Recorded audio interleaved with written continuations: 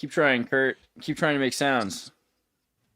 No, sorry, I didn't really Oh, it does work. try yet. It does work. Okay. Well, we made a song just now. Chris and I were working on Terrorist. We were working on a song together just before you got here. And this is how it goes. It's about a space dog. Flowers grow. They say all dogs go to heaven. One got there for sure, I know. Laika was her name, a little proletariat canine comrade. She left the fields of Russia for the stars and distant land. Hey, hey, Laika, flying through the sky, brave little space girl, reaching oh so high. From the beautiful Soviet fields below to the stars and beyond where the cosmos glow. They trained her and they loved her in a land so far away.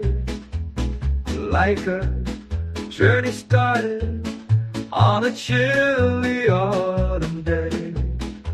She soared into the heavens with a heart so brave and true, leaving all the fields behind in the vast sky so blue.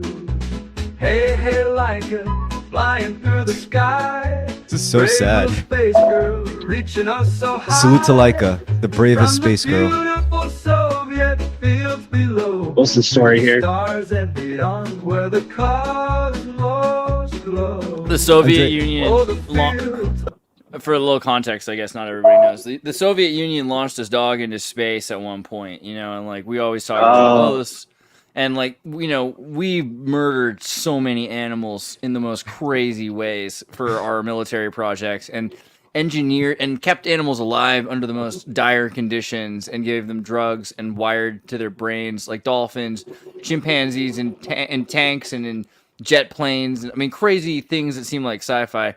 And we don't remember the names of any of our fallen pets, but Laika, the Soviets honor Laika as a comrade who has sacrificed their life for the Soviet Union, right? For humanity at large, because it's the international socialist agenda. So yeah, here's a song about that dog that died in space. And buried, That's beautiful. in the breeze. Yeah.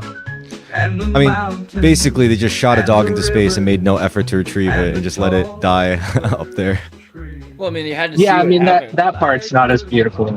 It's not as good. I think All it's dogs also go to like heaven. trying to test, like, America kept saying they could do all this stuff, right? America said they could like launch people into space and all this, and like they weren't doing it. And so then finally Russia started trying to test all that stuff. And Russia basically built everything that, they had Germans that were doing a lot of it as well. But the point is Europe, Russia and Germany, the Russians built the entire space program, and everything that the Americans had, right? That we had Russians working on that as well. We had agents back and forth. So we were espionage stealing their stuff after already stealing everything from the Germans. So we didn't really have like a functioning space program for a very long time, arguably ever.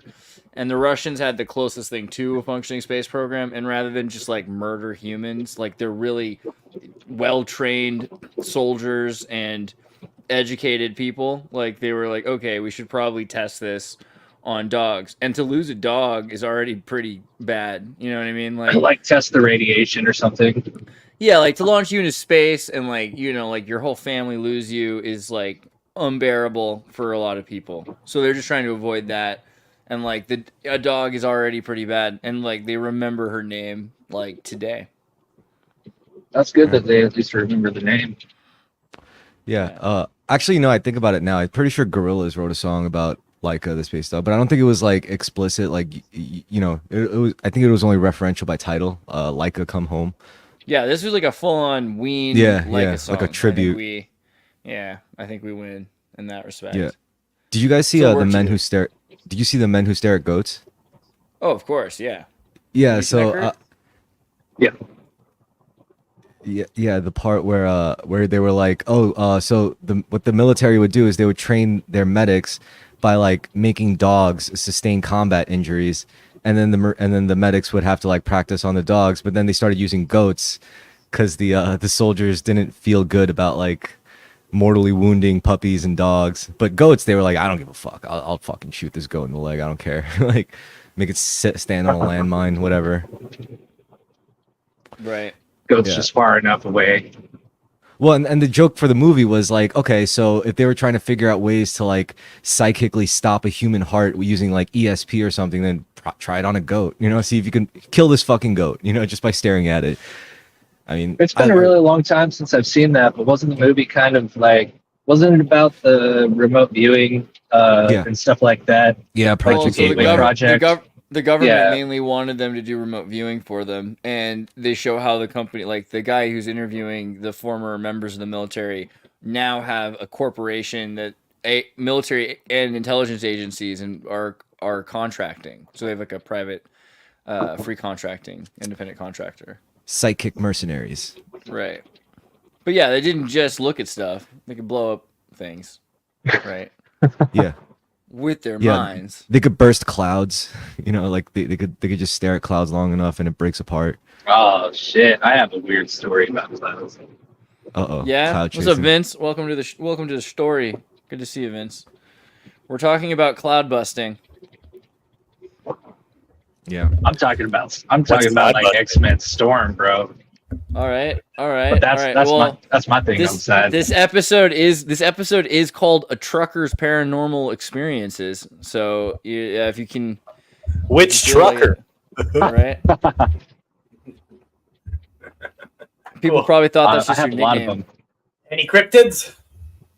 I have almost too many. No, well, Well. I have Hey, to think start about it out. because sometimes start out- you repress these things.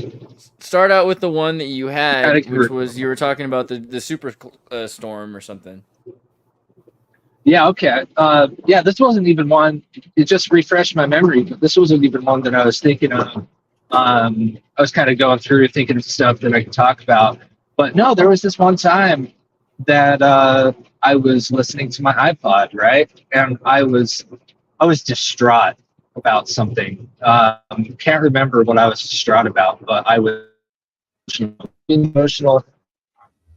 I was listening to my iPod, walking around, trying to get like a little relief, you know. But then it kept on going to songs that were just making me think more about what I was going through, and it was like exactly what I was going through, and it was lining up with what I was going through perfectly, and it was starting to freak me out.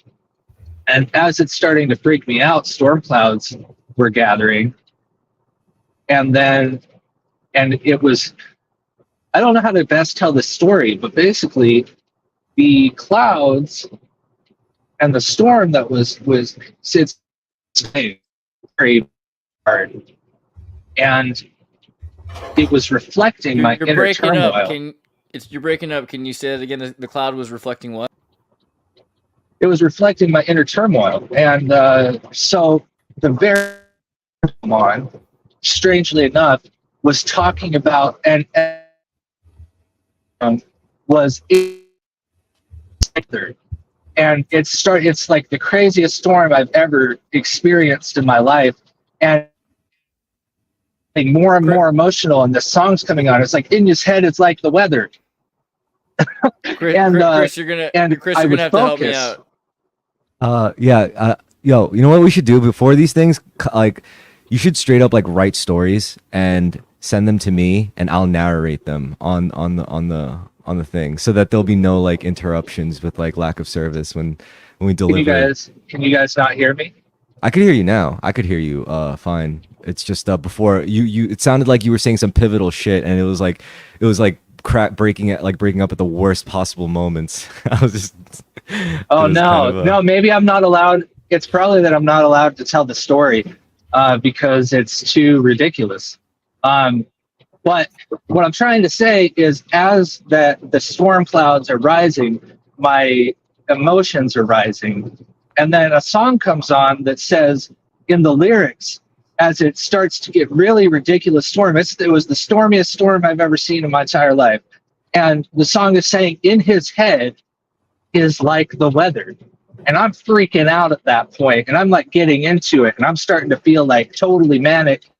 And I'm starting to focus my rage onto the clouds. And the wind almost like made me fly for a second. Like I jumped and I jumped 10 feet because of the wind behind me. It was weird. I'm just saying, like, I was flowing perfectly with the moment. I don't know, but I jumped 10 feet. I jumped across the street, all the way across the street. And that's that story. You freed your mind like in the Matrix. I must have, but it was scary, dude. It didn't feel good. It didn't feel good at all. It was very disturbing, but at the same time, it was intoxicating and it made me feel powerful. And I've never done that again. I can't do that for real in real life, but that happened. Well, I know like there for very good reasons we'll probably never see it, but do you guys believe in those legendary yogis that were able to like levitate or like make objects that were once really heavy, really light or something? I don't know. They had apparently like if you reach a certain level of yogic ability, I guess, you're capable of doing all this cool stuff that you're not supposed to want to like, you know, you're not supposed to like I guess pursue anything just for the sake of being able to do magical shit. But I don't know, maybe I always thought maybe there was some truth to that. It's just the way it works by nature of it. You're never gonna like witness it as an outsider or something, you know. It's like one of those things that it only happens when nobody's watching. But Yeah. the only other element of that story that I can recall is that it also coincided with the closest that lightning has ever struck to me in my life, you know, ever. It was within about, let's say, a quarter of a mile. Okay. I mean, I think that's, I don't completely write that off because I mean, these things are like, I think personal and like phenomenological in a lot of ways. I kind of have like a similar experience when I went through what do you call it, like a spiritual awakening kind of thing, and it was one of those like rainy summer days, and like when I was like going through, I guess, like personal realizations, it was just at that one moment it was just like a really loud like lightning strike, just huge thunder wave or something. And it shook me. It Connected fucking to scared you the hell out somehow, of me. huh? Yeah. So Did it's it like feel I would never. Did it feel kind of like you made it happen because it was like in coinciding with an epiphany almost? Yeah, and that's what had me shook. I mean, I know it was loud because my cat like jumped at it too, but like the timing of it, you know, like I was sitting on this chair actually, like It almost didn't surprise you, huh? yeah. It scared the fuck out of me, but Yeah, you're talking about the same thing somehow. I know you are. I mean, that's why, like I said, I wouldn't write off any of those kinds of experiences because, again, like it is on some level personal, but it's also phenomenological. And it Right, also right. yeah. Like I would never tell people that because it is so amazing. I would never tell people that I could make myself jump 10 feet with the wind and make lightning strike. But and by the way, the name of that song, if anybody wants to check it out and be a little freaked out by the story and get like into the mindset a little bit, is called Harold Weathervane by Cursive. It's a real song. And I had not heard it until that moment. That was the first time I ever heard it. It was just happened to be on my iPod and it came on shuffle when I jumped across the street. Yeah, my God. I was just thinking the other day about how like lately I've noticed people on the internet, instead of like saying like actual words to each other, they just post song links at each other as a form of communication. And I'm like, geez, you know, like look how far we've come. Like we don't even need. That's like a really high level of communication, bro. That really is. Yeah. It's a fast way to communicate like a lot of feelings, I guess, compacted into Right. Yeah. Right. But I always wonder how much of it is actually your real emotion or how much of it is you getting into the zone of the emotion of the song and how authentic it really can be. But it feels authentic. when you're trying to communicate it, right? So Well, also what difference does it make? I mean, this to me goes back into what I think like makes good lyrics, and you know, like there's lyrics that could just be like honest and sincere, but that doesn't make it good. I think it also needs good imagery. Like the words have to evoke some like kind of images in your mind's eye, and that's that kind of takes you to like a different place. So I always like. You know who's consider my that. favorite? You know who's my absolute favorite for that and for anything is Elliott Smith. Yeah. I'm real emo boy that way. Elliott Smith is probably my favorite musician, period. Other than like maybe Beethoven or something. All right. Well, I would also, I mean, I think it's interesting nowadays because even like the act of evoking good imagery with lyrics, that's becoming like formulaic, where even AI is able to figure it out. I mean, if you see some of these lyrics just pooped out by AI, like Suno or whatever, I mean, they rock, they roll. I mean, they're you could always improve it. I'm sure, like you could just swap little things here and there out, but the idea of it, the idea of it always usually works. I mean, it's not exactly rocket science to make people. But can't you always kind of tell with AI lyrics that it's somehow missing this raw kind of imperfection of real human, like good human lyrics. Oh man, yeah. If you want to talk about like imperfection, it's about how they're sung as well. Moved. Yeah, it is how they're sung, the delivery. Otherwise, it's poetry, and like that's a different metric. You can't. It's not the same thing, you know. The cadence is different for music and for poetry. So you can tell when it's AI because it's not. It doesn't have the human playfulness. You know, like humans can play with language and they can roll their R's and they can, you know, sing in certain ways that push the boundaries, while AI can only work within the boundaries. So. I see what you're saying. Like a lot of extra nuance, maybe. Yeah. I mean, like layers. I kind of agree. I think like it just needs to be trained to do it is all, right? Like if you Sure. But you have to train it on something. You have to train it on humans. Hey, Laika flying through the sky. Brave little space girl reaching oh so high. From the beautiful Soviet fields below to the stars and beyond where the cosmos glow. I mean, it's pretty good. That's fucking good. It's formulaic, but that's the point of pop music. Exactly. I feel like that's kind of.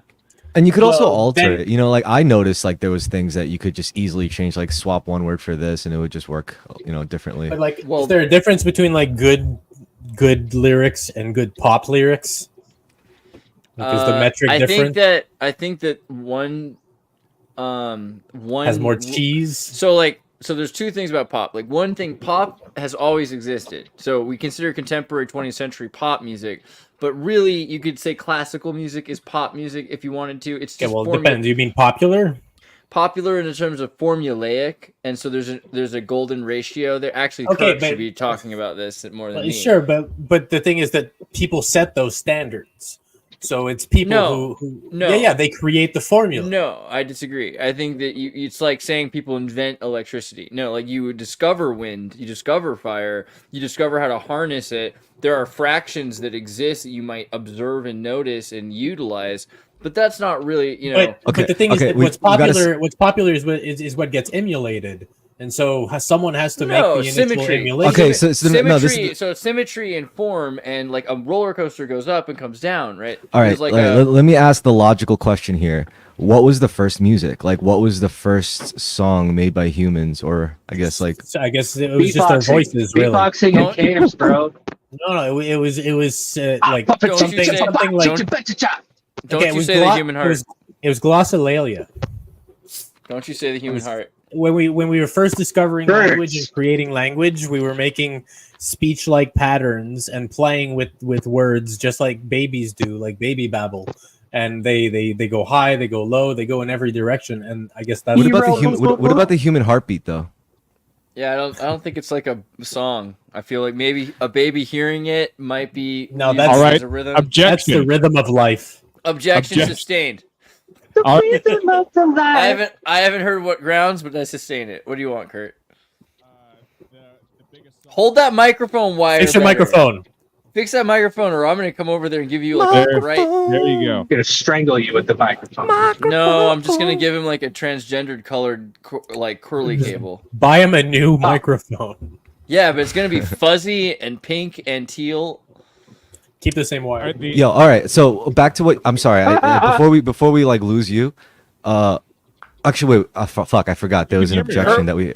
I we can't need really to- hear you. We need to What are hear you this objecting objection. to? Tell us what you object to. You need, Yeah, you gotta we fix need that to hear this microphone. objection. you can- This is so embarrassed. Yeah, This is so embarrassing. Yeah, there it is. There it is. There it is. There it is. There you are. Massive attack. Massive attack. Their most famous song. What is it? Angel. I don't know. No, Angel. it's no. It was like the it was Teardrop. Blue- Is that right? It Wait, goes yeah, that's the boom, other boom, one. boom, boom. Yeah. Yeah, that the whole Teardrop it's done to on a the fire. Yeah, amazing song, but it is mimicking a human heartbeat, and it was used as the theme song for Hell. No. That's just turning a thing into an instrument, though. You're taking a natural sound and then going, "This is now an instrument." Well, you can Yeah. also Yeah, use it it hasn't as a been- it clock. hasn't You been can also fucking use it. music yet. That's like saying the first music is the Big Bang. Okay, like how far back Right, do you really that want to go? was, Then? that was music as But hell. are you wrong? Are you wrong? if nature is music, then we're gonna go all the way back Yo, to the yeah, source of all I sound. agree. I agree that Exactly. nature is I- music, but that wasn't the question. The question wasn't if nature was music. The first question was music, the first music, human made. The first human that's the made thing. music. he said. It requires humans to contextualize it as music in the first place, so it has to be something related to humans. I think So that it's a how we were- natural. It's a I natural think thing. it's You the listen to s- birds, you hear birds, and it's you're like, the "Wow, sound- I don't Well, understand it's them." the sounds, it's the sounds we made. human, the sounds human we made- development. That was You my know how fault. human development. You know how human development came out of out of Sumeria and out of Egypt and stuff, just like fully formed. My Yeah. theory is that's how music came out. It was just like Beethoven and Mozart immediately. The first songs were fully No, I- developed. I think That- it started that off with explains the tribalistic. Arabs. There was Thumping? tribalistic. We went through different instruments historically, and so there was different levels of complexity they could achieve with these instruments. Pianos weren't the thing back then, so No. Beethoven, No, but Beethoven with rocks and Pythagorean. sticks. But I Pythagorean. believe- bro, like on I that, be- I know- on that I level. believe- It was I on that believe- level of complexity, is what I'm saying. believe- It was I just, believe that it was fully I believe- formed. I believe the genius was there, but the technology was not there with it. So they found ways to create new instruments and they were innovative. But the first instrument is the voice. And so the first song had to be something out of the mouth. Whether it be the song that we sing to our children, hum to our children, or even to, I don't know, call our mates or whatever. Like it's, I feel like that's the first like, so either you look at humans not understanding the sounds of nature, so like, well, I don't understand the language of birds, so that sounds like music to me, or then you have just math. As soon as math exists, and you have, because Pythagoras didn't really invent the Pythagorean musical keys. But it's like or tones. it's But not yeah, just math. It's like but he it's just- like funky math. when It's like did they funky math. But when did they invent the context of it as music? You know, like Well, just 'cause they- obviously, Well, thousands maybe that's of the problem. The problem is we years view music before Pythagoras. incorrectly. Music, we don't make music. We just discover it. Like we're all caught up with this. Oh, it's like I wrote this carve song. it. I made this song. We don't. Yeah. We don't actually. Yeah, we don't actually make this shit. We actually just like it comes to us, and then we So- The transmit it. It was already like, there.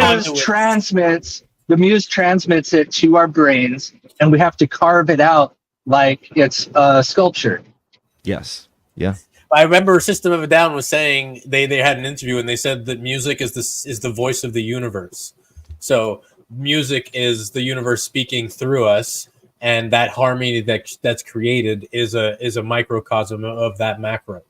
And all the So- colors of the wind. So I agree that Too. music would probably is more closer to mathematics than like something like painting or whatever, or even I think maybe all art I is like that. disagree. Maybe we Yeah, all got to all stop art It's is looking very at. intuitive, but music is intuitive. It's not the same thing as just mathematics. Mathematics is a framework, but music math comes is innately. intuitive. I would say math is intuitive too. Depending I agree, on I how agree. you use Ah. it. There's bad kinds of 10 base math that people shouldn't be using today that are for computers that are making it more complicated. But thinking in terms of pies and fractions, Jack McLeod, if you were to like take a bunch of pizzas and have to feed your friends, you would be amazed how subconsciously you're proficient with fractions. You'd be able to Right, do crazy They're all math gonna you don't know. get because I know that they're gonna chew my head off if I don't make it just right. If No, somebody not just gets a that bigger though. piece, It's somehow easier know? with pizza. It's somehow easier with pizza Sure. because it's a different kind of math, right? So you understand there are maths that are intuitive, right? And the same thing with music. Oh same yeah, thing with- yeah. Well, and math It's itself, fractions. like, because I was kind of good at math. Okay, so like, I didn't practice it very much, but it came very intuitively to me. Like I could see the truth of the math. I could see the patterns. I could see that does make sense. That is universally true. You know, it's hard to put into words, but it's something that I could see the intuitiveness of it. Yes, sir. Yeah, and I think with music, that's all that happened was at some point someone saw the patterns that they were hearing, but like it's intuitive to hear those patterns. So that's the reason why music is an intuitive way. But that's also because we have a natural way of measurement that's able to measure touch with sound. So sound itself, I mean, that's what we're doing. We're using sound as a metric. So it is a math. I'd like to say that it's a math that's intuitive, but it's also mixed with something else. It's like got another element. Like yes, it's almost purely intuitive math, but I don't know what else to call it. There's like two elements converging together, and that's music. What are you pondering, Vince? You've been thinking about it. I can tell. Look at you thinking. He does. Look, Numbers are you know, alive, man. the thing is that the intersection of all these symbols and concepts like is reality. It's singling out math as the source, like as music as math. It's just it's all one thing. So it just we're separating and put in different classes, but ultimately the lens through which you want to frame it is what makes determines your experience of it. So some people view it as mathematical, and then they're very technical in their music creation, and others are more intuitive where they're like, well, this makes this sound when I do this thing, and so if I do it in a rhythm, then it'll happen. Yeah. They're more Well, pizza pie than I will equations. say- what people like though. So when you look at pop music, right, it's almost invariably in a formulaic pattern that's matching the Pythagorean ketones, right? And so that's not an accident. And there's a reason why if you were listening to a song and all of a sudden it plays, let's say someone's playing a show live and they don't play that note, like maybe by accident they play the wrong note, and you notice it. There's a reason you notice it, right? It sounds discordant. Yeah, there's a reason why people like pop music. Right. It's like saying that you've got 5 minus 4 and you say that it's 3. I think it's comfort zone though. It's a comfort zone. Like Only you do that by handing people too much or too little pizza. Music's a lot like Exactly. cooking, actually, because like it's like sometimes people do just want junk food and shit. It's because it's alchemy. It's alchemy, like cooking. Like musical alchemy. You can create amazing things by combining sound waves. That sounds like pure alchemy or magic. Yeah. I kind of. Yeah. Okay. It's magic plus math. It's magics. Mathemagical. Mathematics and mathemagics. Yeah, mathemagical. That's Adventure Time. We've had that one. Oh, really? Yeah. Well, it's the I love that classic. show. It's the classic Donald Duck in Math Magic Land, right? That's the whole thing with Donald Duck in Math Magic Land is he meets the spirit of adventure. He learns all about the secret societies of ancient Greece and Oh yeah, I've seen this one. Ooh, we're digging deep now. We hit on some universal truth. Deep Yeah, dive you- is diving deep with infinite. Diving deep. I feel like Infinite waters. you could almost get away with the review, but I don't know how like the rules go. But basically, I'll just like walk through it real fast. Like he comes out hunting, he meets the spirit of adventure while he finds all these square roots all around him, and then he finds out about mathemagic, right? Because in ancient times, these secret societies they had this secret club where they had a pentagram on their hand in order to join the secret club. And, they learned all sorts of things. Like, for instance, if you took a string and you divided it in half, then you have an octave. And if you divided 4/3 or 8/5, this is how you get those particular sounds that you're familiar with. Half steps and whole steps. Half so step this and whole is- steps up a 16 note key. And wouldn't you know it, when you slice it like that, it just makes this perfect looking mathematical, like, because it's like cups filled with 12 parts note of key. water, right? Like they're the strings are a certain length. There's a reason why they make that sound between each step, right? And dudes who knew that would keep those secrets together, right? And what did they do according to Disney Channel? Well, they made jazz music. That's like the whole point of this, is that with the Math of Magic, they could improvise music live. Okay, so instead of pop music, it's jazz. Well, I mean, jazz is important because you can take East and Western concepts and you can jam them together. You know, and you can play music. Can you define pop for me? I mean, I again, so for me, what I was trying to say with pop, I think pop is where you know what's coming because it follows rules.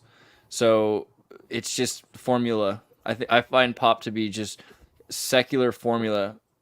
Yeah, you don't really hear much pop music without a formula, and when you do, it's the band that doesn't usually have a formula bringing it into a formula. Yeah, so another good analogy for Like pop music would be Portugal the Man. They came out with that song that was playing all summer, like 4 years ago. What the fuck? What was it called? Can't get to my hands myself. All right, so like a good analogy for the structure of a pop song, you would kind of look at it as like, you ever watch the Olympics and like the figure skating competition, where there would be like a program, right? It's like you could do your own run, but you had to follow a thing. You had to do one of these tricks, one of these tricks, one of these tricks, and then finally one of these tricks at this point. And then you kind of had to follow a quote unquote structure. And if you're saying Portugal the Man, Feel It Still, that is such a structured song. This is like a high exactly. song. But they have another album. It's an EP that is my favorite thing maybe ever. One of them. It's top 20.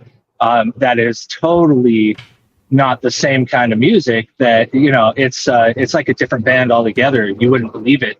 And it's called It's Complicated to Be a Wizard, and it is 23 minutes long because because at the time they were watching videos of Michael Jordan playing for the Wizards.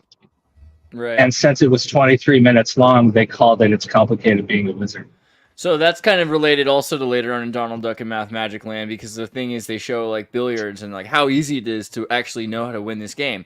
You just need to know math, right? If you are familiar with the numbering of the diamonds on the board, and you figure that you need to bounce it 3, 3.5, then you do some simple math. 4 minus 3 is 1, so you hit the first diamond on the bottom here, and that ricochets the ball directly, boom, boom, boom, where you need it to go, right? So it's not even anything more than math, okay? But what you're saying is, when I'm drunk, I'm better at math.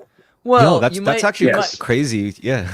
You might be doing some really interesting nuanced tricks where you're like, this bounces off that, and that bounces off this, and this bounces off, and you might end up doing some crazy pattern under some sort of like state of consciousness altered by the alcohol. You get some powers. Yeah, like Drunken Master, Kung Fu of some of my favorite metal, jazz, deathcore bands that are playing like really interesting, intricate music patterns. They'll do things like this, right? Where you're like, well, technically, even though it's in 17, it wasn't straight 6. If you listen to it at 32 and 12, and you're like, okay, but not anyone else but a musician would understand that, and most people won't like it. So for the most part, you're better off just doing like a nice, simple, like just shoot the ball, pop music. Yeah, but I think that it's a reflection of the person listening to it, and we have different states of being that sometimes we require more simplistic patterns, and sometimes we require more complex patterns. And so, when it comes to certain types of music, I've noticed that it does seem to reflect the intelligence of the people. Yeah, and it's not to say that it's a relationship with music. It's not to say that like all pop music means that people are stupid, but rather I think that there's the more complexity and the more diversity you have in your musical taste, the more that it seems to be a reflection. I would say necessarily intelligence, because I wouldn't say it's necessarily intelligence, because at different points in my life, of course, like me, we probably all can relate. We have different needs for music, and at times, I think it's more like you're more analytical at times, and that you require more complexity in your music. Like, and at those times, I really like Mars Volta, right? But if I want something that's then you see what I'm saying? Yeah, I see what you, I'm picking But, up what you're that's putting what I'm down. saying. That I think there's different states that require different levels of complexity, and so sometimes we'll listen to music that's gentler or less complex versus music that is more complex, and it's like we use it to augment our current state and change ourselves for whatever we need to do. Like workout music is better for working out, you know. I think Study this is- music is better. This is What do you the think about appeal pop of music, like. Kurt? Oh, go ahead, Chris. No, He's I was gonna fix it- say. he's gonna have to be fixing his microphone for like 10 minutes. Go ahead. I was just gonna say this is the appeal of dance music and punk music. I like. What would you like to music know? that makes people really move. Dance music and punk Yes. music. What do you think? Pop music. What do you think about all that formulaic pop music? It's kind of there. I think you know, a lot of people meme about Taylor Swift, but that's one thing that comes to mind. Yeah, you have to let people like what they like to a degree, but I think there's also the other side of that coin of like how much of just a shell of basically a shell of just production Soulless. is everything becoming. Yeah, soulless, that's a good way to put it. And this does tie into I read Capitalist Realism recently, but yeah, he basically a criticism in there is that a lot of people don't feel like the pop music has really changed in about 20 years. Like, even if you go back, there was still like a really, you know, plastic superficial type of pop that existed 80 years ago, of course, but like maybe at least part of it sounded a little bit different, you know. I think the only thing so- that's changed is how little it's changed. Like it changes less and less and less now. Yeah, it certainly changed. The type of pop that has been produced over the past 20 years has consistently been changing less and less. And so now you have the biggest point that's been brought up in a podcast by a lot of people's favorite podcaster, Stephen West. Yeah, he does the Philosophize This podcast. But he Is he mentioned Adam things like West's Eminem. cousin? Hopefully, but he criticized, well, in a way, criticized like Eminem. Eminem is doing this whole thing where he's like killing his old persona, and well, it's all a reference to the Good. past. Taylor Swift is making an Eras tour, and it's just basically this, you know, big project of narcissism, going back and reflecting on every era of all of her music. Taylor Swift. Yeah. And Bro, if only Eminem would make another Infinite. I wish Eminem would make another Infinite. Get back to his like Infinite style. well, would be in so cool. in 2016, Donald Trump, he ran on a campaign that said "Make America Great Again." Why is everything trying to reference the past? Why is everything trying to Member berries. Because nothing's new, dude. We're I in a think time because- warp, dude. We've come into. We're in a black hole, bro. We're in a black hole. We're stuck. We're stuck, bro. We need to get We're out. nostalgia driven. Ever since the 3 Mile Island movie, where people were worried that there'd be a nuke that went straight down to the core of the Earth, we've been so worried, and I think even probably starting before that, but there's a gradual transition from futurist utopianism out of utopianism into dysphoria of the future, kind of fear of the future, the idea that the future's dangerous, warnings about the future. Every futurist movie all of a sudden is a predictive programming about a biohazard, a quarantine, a war, every kind of possible thing that you don't want to happen is in a movie about the future. So Do you know the what I think future that is? Scary, and the past is, Atlantis. You know what I think that is? Nostalgia. I have a theory. Okay, so the thing with all of this apocalyptic stuff, everything's the apocalypse. It's the apocalypse. Everything's going to go down. It's going down. Okay, so sci-fi, in my opinion, is really good for this. It's like the human brain. We're all an organism, and what we're trying to do is survive. And so what we're doing is we're pulling out every possible future that we can see, and we can see them. We're psychic as a creature, as a collective. The subconscious of human beings, what art can do is it can see those possibilities. And what we're doing is we're leading towards the best possible future. But what we're doing is we're going through a tunnel that it keeps on, it's speeding up and speeding up and speeding up. We're thinking of worse and worse and worse possible futures. And it's all a defense mechanism, in my opinion. optimistic outlook that we're just leading to the best of possible of all worlds. And that's what I think. Cool, man. Well, you know, I think that fiction is like a low resolution simulation. We're making simulations of potential futures and potential pasts as well, and we're mapping out both directions basically. But in doing so, we're adding the entertainment sort of branch to it that dilutes the message from the potential futures and turns them into product placement and this sort of, you know, I guess, vehicle for ideology as opposed to an actual channeling of a medium.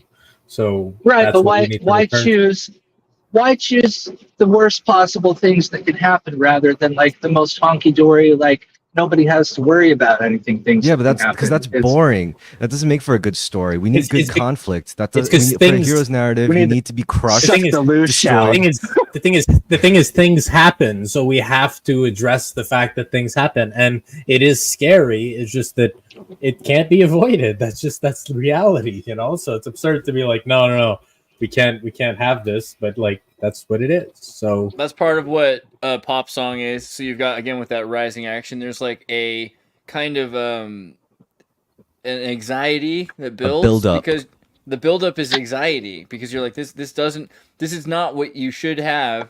This feeling requires relief. That's the idea of pathos and struggle. And so you have to be like, how big was this monster? So that you're like, there's a reason why I'm telling you that I defeated a monster, right? This is a reason why this next note is It was important. This big. There it is. And it's also that relief tone. The relief tone is only, big. Why? Because of this. These tones require each other to even have context. Mm-hmm. Too autistic? Yeah. I don't know. Well, Hero's journey. I mean, if you really want to get esoteric with it, you could even say dynamically. Like, during that build-up phase, that's when you would also start cutting out like lower frequencies. My third eye. Breakdown. That was a good Tool homage. Yeah. Anyway, who's the favorite one I could think of that you guys were making think of? Actually, I was talking about this with Jack before. I was saying how like all this music engineering stuff used to be extremely esoteric. It used to be very like technical. You had to know some like very technical jargon and like Devo or something. It's just like weirdos. No, in the 80s. I mean aside from that, like literal like mapping out frequencies and shit on like charts and like using like EQ scaling and EQ scales and stuff like that. But now that all these like digital tools came out, you got like normal, just regular assholes like me literally picking it up and being like, oh, I get it. And I described it to you too. I was like, to make this stuff work, you basically have to treat these sounds as like solid blocks, and you got to carve away like unwanted pieces so that different blocks can fit together more coherently. And this is how you get like a good, decent mix. It's when like low ends of one sample aren't clashing with another sample. How much you can do. Well, you only do this with one effect, and that's an EQ. You're using an equalizer basically, so you could like carve out specific parts of the frequency spectrum on a given sound, and that's what's going to make it like, I guess, more agreeable to the rest of the mix, which is like a whole bunch of other sounds with their own lines and their own frequency spectrums that have to fit with the whole thing.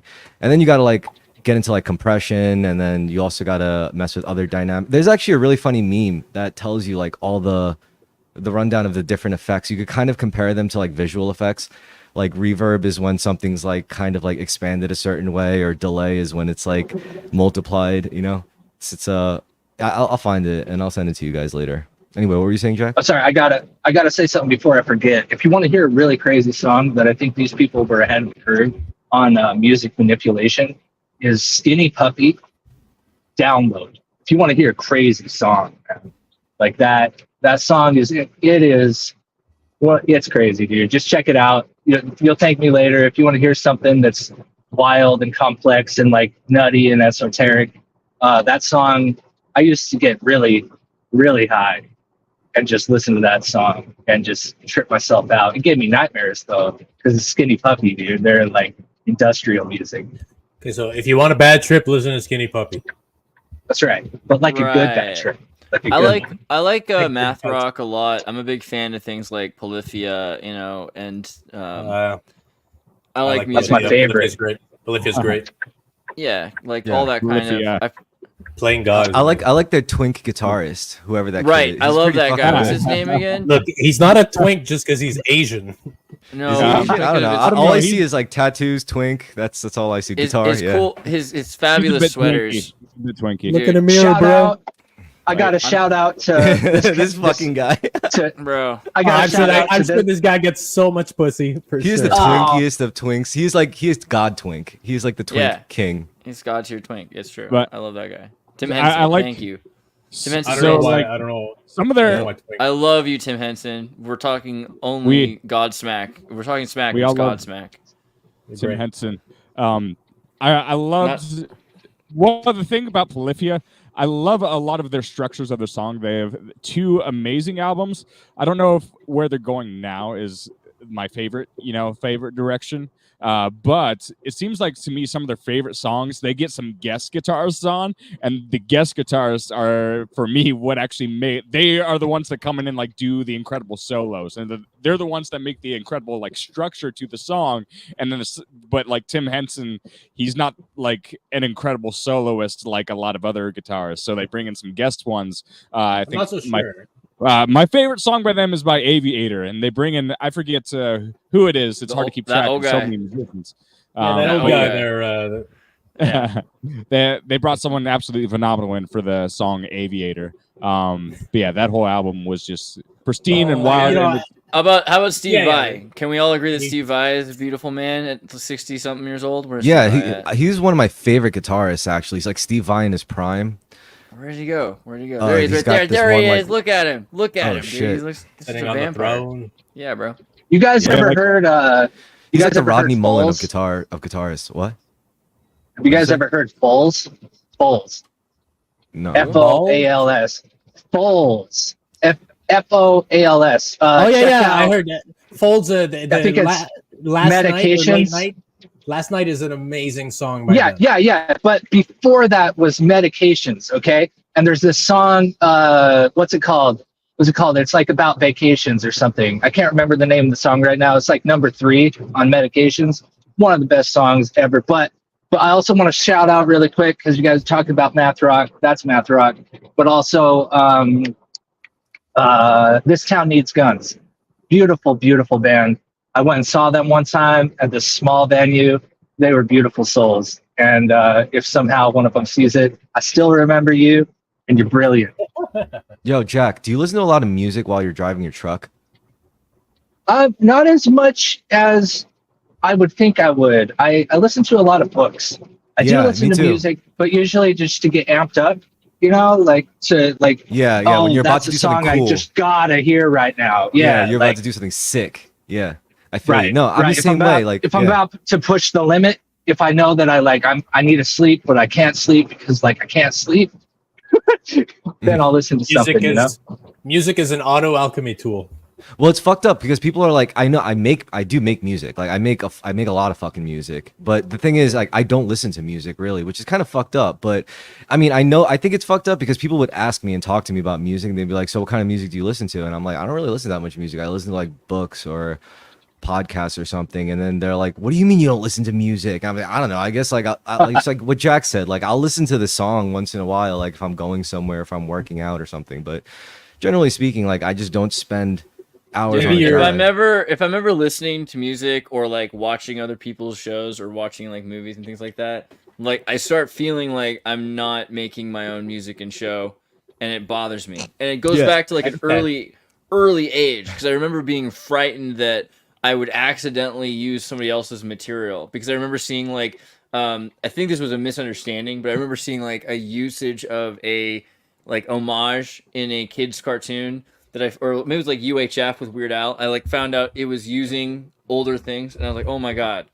I will never do that. You know what I mean? Like I will never. What do you think is sampling? What do you think is sampling? I don't like it. sampling. I do something. Actually, you know what though? You know what? Like, here's the thing. I don't like sampling exactly. Hold on. I do cover songs. Like I will take songs and do like MIDI versions of things. I used to do that a lot. Phony. Yeah, I'll make my own recordings and sounds and That's everything like racist. that. And I'll change Dude, it. Holden Caulfield's he's gonna have your number. But sampling is a little weird to me because it's like I don't know. It depends. I mean, obviously, if you're sampling for the sake of completely transforming the work, it's like what's that Australian band Frontier Psychology? You know what I'm talking about? Yeah. Oh yeah. Avalanches. Yeah, Yes. Avalanches. Look, you know, Obviously, that boy is- needs Hard to draw the therapy. line. Generally It's hard to draw speaking, the yeah. line. I think Yeah. I think you're right that overuse of samples is kind of like overuse of anything kind of sucks, but course. Well, at if the it's same all time, you do, but at the same time, transformative works. but works if are it comes to fairly like if it comes to like drums, I'm sorry, I'm not gonna sit there and start with a fucking sine wave and then mutilate and craft it into a kick drum. Like I'm not doing that. Oh, that's I'm my just gonna- favorite thing to do. I actually love. That's one of my favorite thing is like wave modeling synthesis. I think that the fact that you can make an instrument like I have fake guitars that sound like Yeah. real guitars because they've sampled them and learned. Well, how that I to- like to play. You know, like I like. yeah, to, that kind of thing. Well, yeah, but even being able to control like I have like frequency modulated waveform synthesis of saxophones and horns and things like that you can like modulate vibrato to make it sound like you're pushing more air out with a real horn, and you can't quite do that with a sample. And I think samples were cool in the 80s, you know, like I just think that I mean there are cool things you can do with wavetables. I yeah. But that's like, what's the difference at that point between that and Honestly, sampling? like- Technically, sampling So- is like a wavetable. so- Well, Well, you can- wavetables you are- can really do a lot of wavetables- sampling though. There's- Well, Yeah. when you use a wavetable Well- to craft your own synth setting preset, that's sick. You know, you drag and Yeah, drop yeah. a sound, and then that creates an Yeah. instrument in itself on Serum. That's awesome. I like that. but What- here's what let's about like see it. mutating a set? Kurt's gonna whip his whip it out. Oh. Kurt, tell us all about Good it. now. No, like with sampling, like sometimes just a little bit of modifications go a very long way. Like if you're looking for a certain timbre of like just like a kick, you have like a sample library where you can go in, you can like make little adjustments to the sample. Like you can lower the attack time, you can lower the pitch on it, and that can like just lowering the pitch just ever so slightly on a sound. Then or just nobody adding- can tell that you're a phony anymore. Yeah, it's like oh, come on, Yeah. that's not fair. yeah. I'm just screwing around. I don't mean that. You know, I don't mean look. it. I argue with this. We basically, the argument is how abstracted are the elements of your music, and the way I see it, the minute your music is recorded digitally, it's already fucking abstracted enough where it's like honestly anything goes. At that point, it's really just a matter of like personal principle. You know, as the music creator and personal taste, it's do you care enough But about you don't want to methodology have stay people. purist? You don't want to have people listen to your techno and be like, oh, that's garage band. You don't want them to be able to like, maybe that's me, that's a me thing, but I don't want people to be able to be like, I know where that sound comes from. You know, like, oh, that's the default synth. I guess, but you know, it's all about if it has heart. Soul. Not just saying that ironically, we hope you're doing well. Thank you. You get lots of grief that you might not This is like one of them college basement shows. So, yeah, I wouldn't say that's the main idea of most of my music, but sometimes I put all like the bullshit like at the end of the album, just to I Is didn't know that where you you put made all my? music. Is that where you put all my favorite songs? You put all that's because almost all of my favorite songs like they're like the last couple songs of the album. I'm like, wow, God, Well, this guy. I think the ones that are like somewhat musically serious, I try to put them at the front, and then it's like at the back. That's where it's just like anything really goes. You know, it's like I don't know. It's like I could just be. Do you have trying to- any? What do you call your? What do you call your music? What's it called? Where can I find it? It's right there. American Time Machine. American Time Machine. Are you trolling him right now? Yeah, right. Just kidding. No, I'm not. Like I can't see the screen really because I gotta look. Oh, you're driving. That's right. You're driving. Yeah, yeah. Yeah. It's cool that Well, I you're said it looking out at the loud. road. That's awesome. You're looking at the road. We're all I'm respect. proud of that. you. Yeah. It's pretty important. American. That was a test. Good job. You passed. You passed. American Time Machine. Kurt, do you have any requests? What would be like one that you would show them if you were going to be like, okay, here's an example of some American Time Machine. Well, a while ago you brought up the work. Okay, my favorite ones thus far is still Meditations in Winter. Like I think I use a lot of different templates for that one. But like if for one singular song, I worked a lot in Kaleidoscope, and so you might have went through that one too. But yeah, the actual song, the song on the album Kaleidoscope, like I'm going through a lot of, I guess, theory, and I think a lot of that theory wasn't actually tested all that much. Like really, like the song Kaleidoscope on the album Kaleidoscope. Yes, the titular. So it's like straight titular. experimental. Yeah, it's partially experimental, so like it uses a lot more like I'll call it like inversion theory. Oh Yeah. If I had like a Mai Tai sitting by the beach. Yeah. Like you go back. I don't want to talk and like ruin it.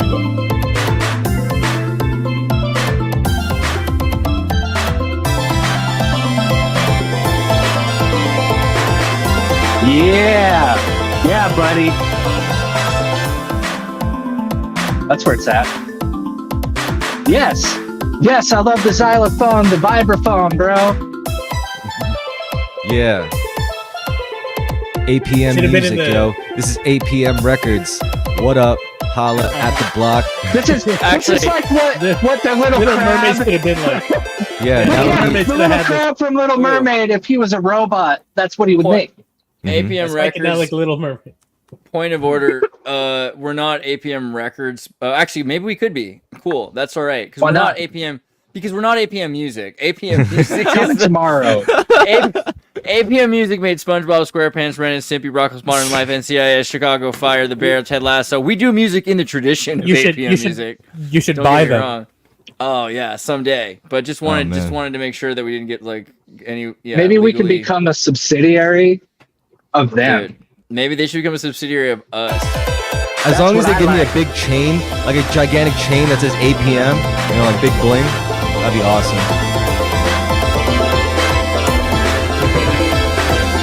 This is good. I like it.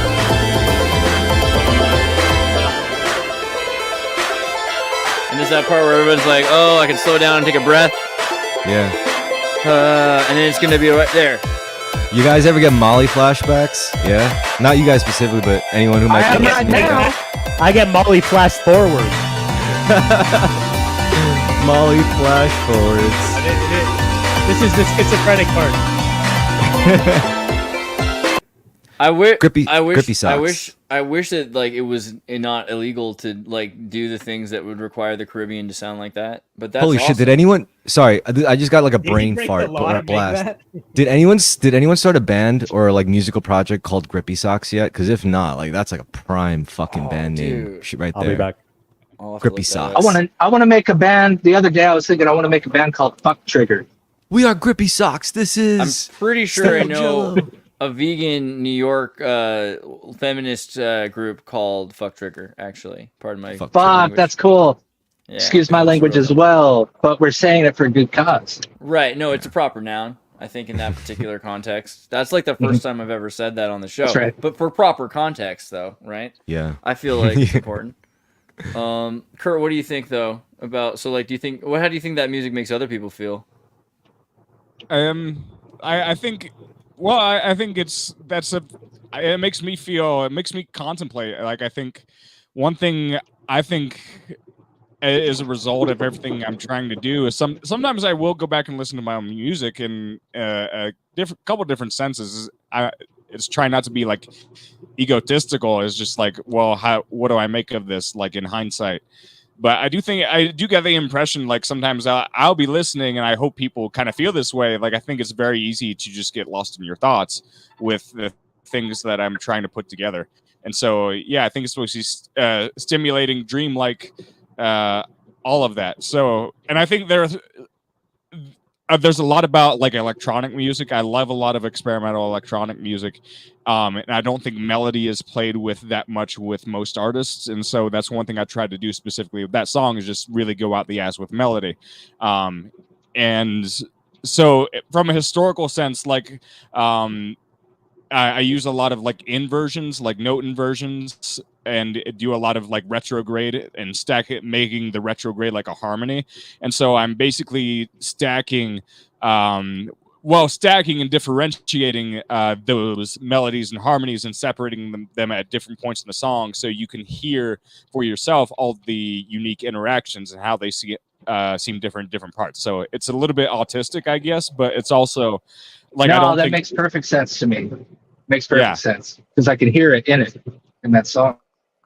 Yeah, and so it's like there's a weird like sameness to the harmonies to it, and but like you recognize it, but it's like I don't know. I think it's stimulating in a weird way. But yeah, it's supposed to be basically. I think I'm trying to take what a lot of like composers did in that album, classical composers, and basically go to the extreme because they didn't have the luxury of like having a computer and just being able to click invert, stack, invert, and stack and stack. Yeah. Grippy Socks is a band from New Jersey. This is them, September 25th, 2023. At least they sound sick.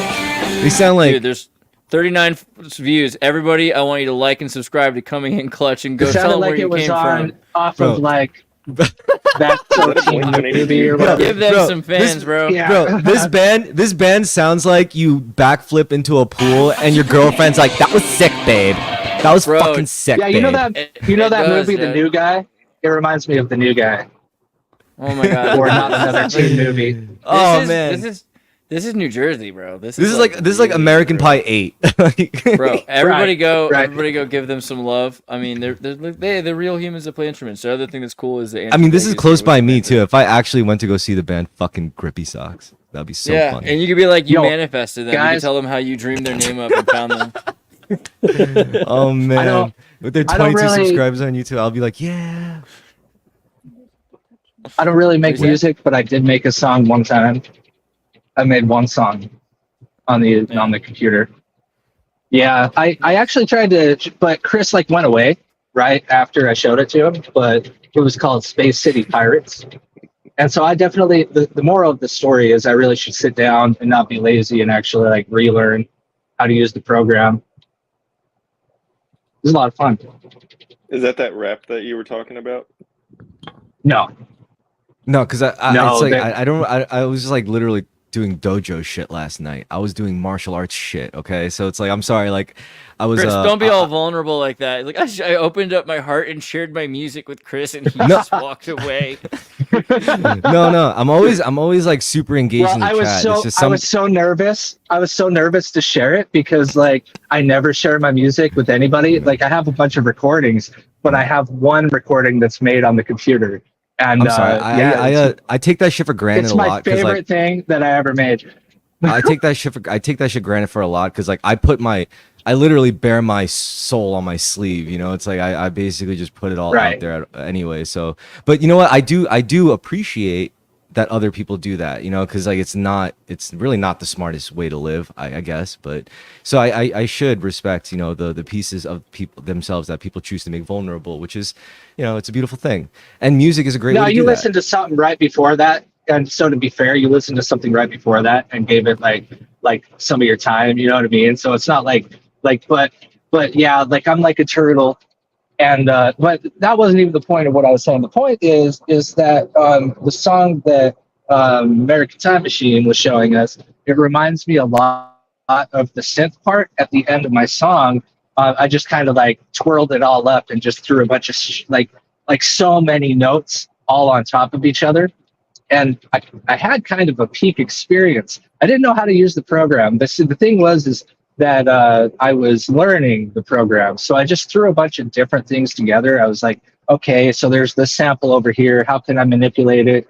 Okay, I'm going to toss that in. I like the way that sounds, and then move on. And then I just find another synth and then I throw it in. So it's like this progression of a bunch of different sounds from the program Ableton, and just like all Frankensteined up. And it became a song, but it's about the most, like, I don't even know if people would enjoy listening to it. Like certain parts, maybe they might be like, that sounds kind of neat, but I don't know. I mean, look, I definitely don't know if I make great music, but I think I make decent music at the very least.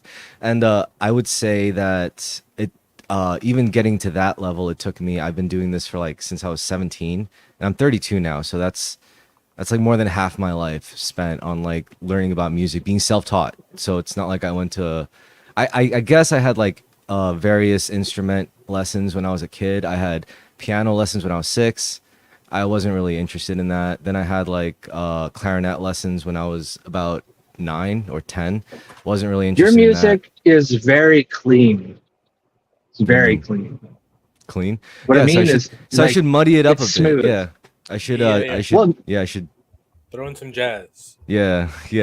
Weird, you know. It would be cool to hear that Imperfections. from you, but what I admire about your music is how seamless it sounds, just good. Like, what I mean by that is I never learned enough to know how to make a song into something that sounds like overall, like the soundscape sounds pleasant to the ear all the way through.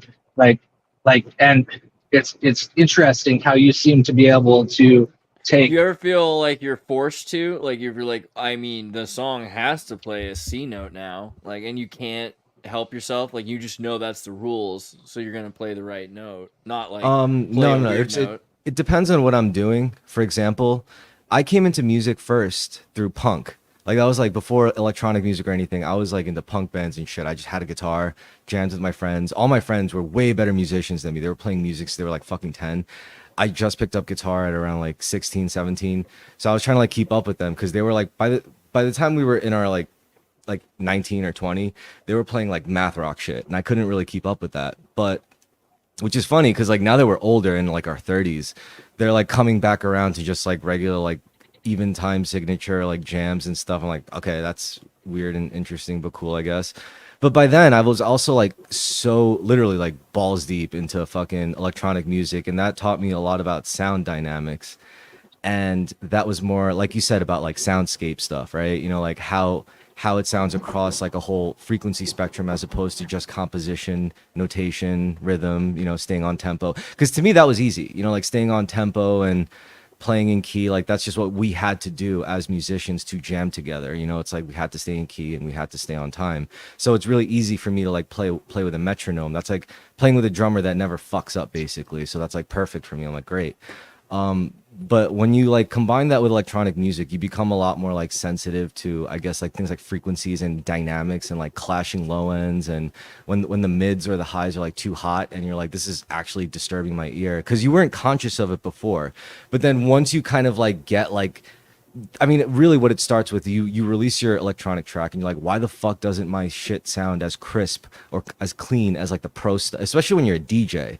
Oh my God, that's the worst. When you're a DJ, you're used to spinning and playing out like AAA produced tracks and mixed and mastered. Yeah, like really refined stuff, right? Yeah.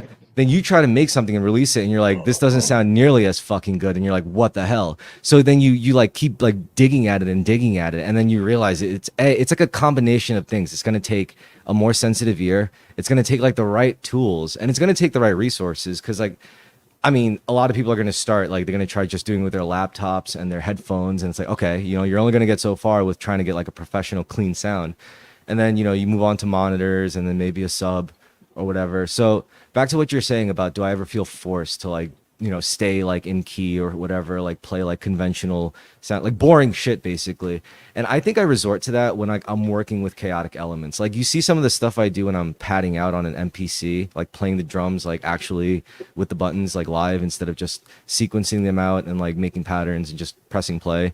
If I do like the more chaotic my performances are with just live stuff, the more simple I want to make it. Because like at that point, like when you're working with dynamic musical elements happening at once, you want to keep it simple. You want to keep shit simple. I mean, if we want to make like math rock, we take for granted like how hard that it is to actually do, to get like multiple brains to coordinate on that level, to play like odd signatures and odd rhythms that our bodies just aren't supposed to be used to playing, unless you're like a platinum jazz player or some shit, you know? So yeah, that's me. That's all I did was just play jazz. Like I would just only nothing but freestyle. I know no theory whatsoever. I played bass for 15 years. Now it's been like 20 almost. And so what I want to do, what I'm excited to do, is go back, get a guitar, learn guitar, learn chords, learn the scales, you know what notes I'm playing, and actually sit down and learn the theory, because I was the laziest bass player ever, but I would play really complex jams, all I would do was jam with people, and I wouldn't always play the same notes the next line as the one before, and that was probably really frustrating to people trying to be in a band with me, because I was so unstructured that I would just play by ear, and that's all I would do whatsoever. I do have extremely well that I can't believe I got it on tape. Like, I still can't remember. I mean, I still can't believe that it was so good. And that was kind of the peak of where that could go. And so I really am excited now that I'm out on the road. I have a lot of time to myself that I can actually buckle down and learn the guitar now, because I know the bass, the entire fretboard, what every note is on it by heart. So if I just sit down and learn, and I got to do this now that I'm saying it out loud, it's got to happen, because I could never live with myself having this recorded and going back and, oh, he never learned guitar. So I have to now. But just that, if I would take everything that I learned and apply it and learn the shapes that I need to play in order to make all of the chords, and just, I could probably learn guitar pretty fast. But it's a matter of, will you continue to be lazy like you were for I said years? this to you before. I was like, I kind of approach music. Most of my success or any progress with music came from like the same way I approach like martial arts. When, like, you know, everyone talks about their goals with like why they're doing it. It's, some people want to make friends, some people want to socialize, some people want to get tougher, some people want to get more fit, some people want to like beat up people they don't like.